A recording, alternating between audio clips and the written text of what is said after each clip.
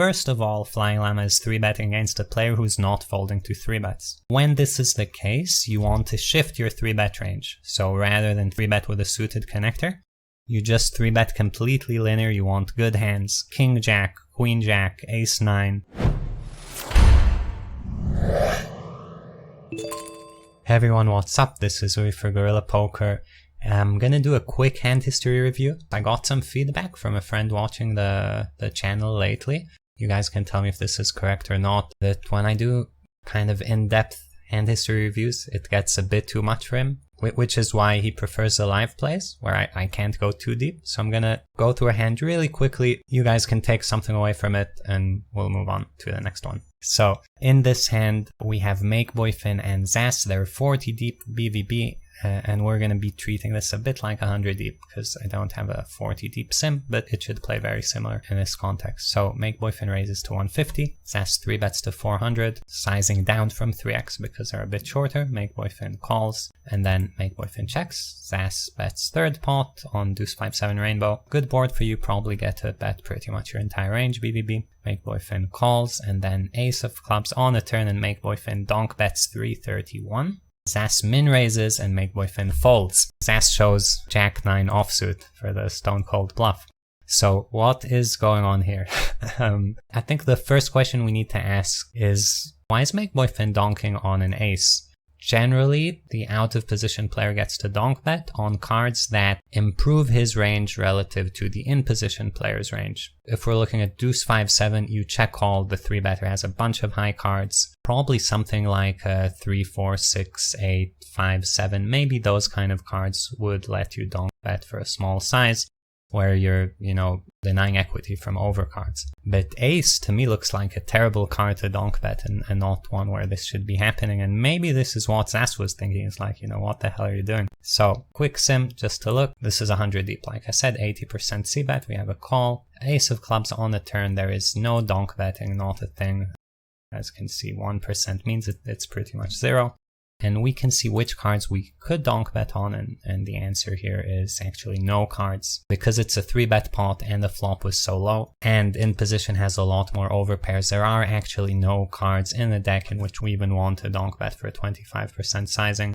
You might ask the question, what is Make Boyfin doing here? One of the probably top 10, if not top 5 players in the world right now. And the answer in my eyes is one of two things. Number one, this plays very different 40 deep than 100 deep, which I doubt. And number two, he's playing too many tables, and he thought he had the betting lead. He kind of mixed up what was going on.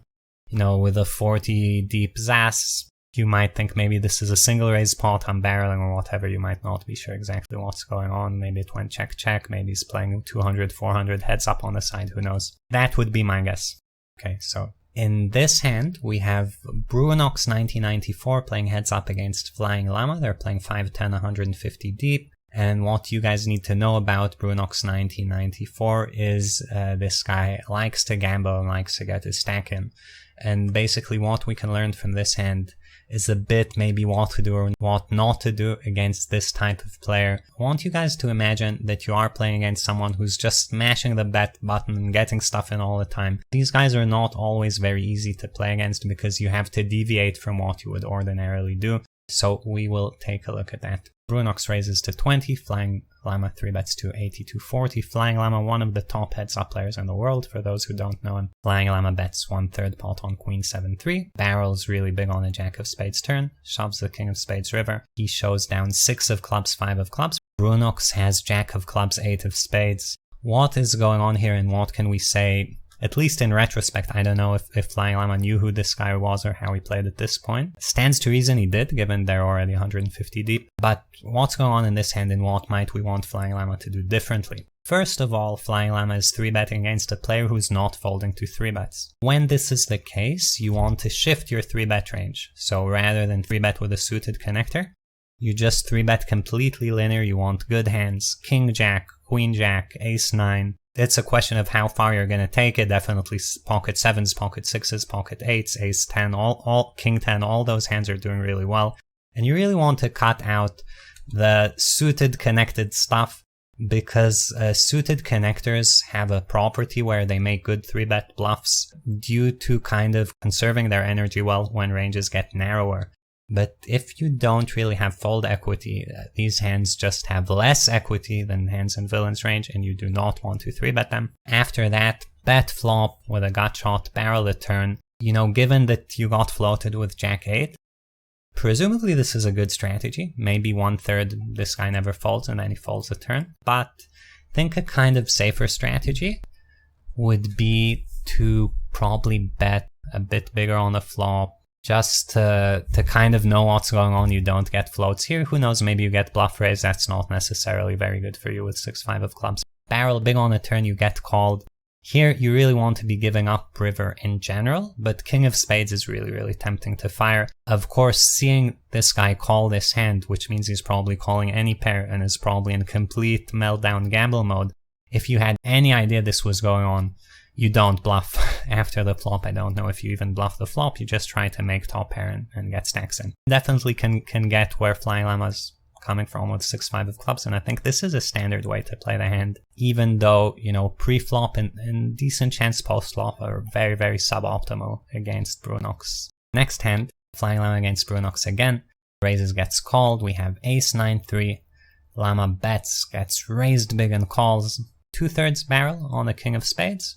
Shove on the 8 of diamonds river, and we see the hands. Brunox has 10 of hearts, 4 of spades. Flying Llama has turned flush. Kind of very easily played by Flying Llama, but this hand kind of goes to show that the 6-5 of clubs from before was a bad idea. Pre-flop, flop, all the way around. You know, Brunox is just gonna bluff raise you at some point, pretty much, it feels like. So you just kind of want to have it when the pot gets big.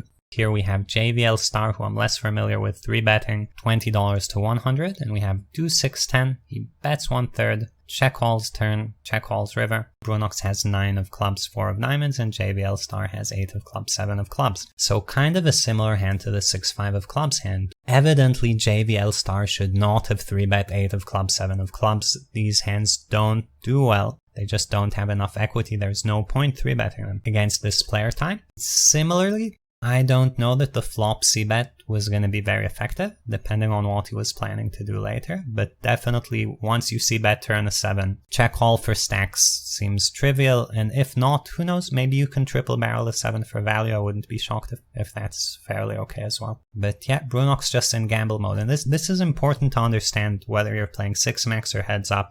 You face a recreational, you know, maybe live game. Guy's just there to gamble, right? It's a legitimate thing. This is a gambling game. When someone is there to gamble, it's very important to make certain adjustments, and I think the first very, very basic one is going to be pre-flop, so important to remember. Next hand, we're going to have JVL raise, Brunox 3-bet, JVL calls, and Brunox goes bet flop, pot the turn, shove the river for an overbet, and we see Brunox show up with 10-4 for a river pair of 4s. He 3-bet some trash because he wants to gamble, c-bet, turned the gut shot, and then just went with it because, like, what are you gonna do? And JVL Star calling him down with the ace-3, which, you know, was ahead up until the river. And the only kind of question you can ask about ace-3, given it's a 4 straight, do you have enough equity?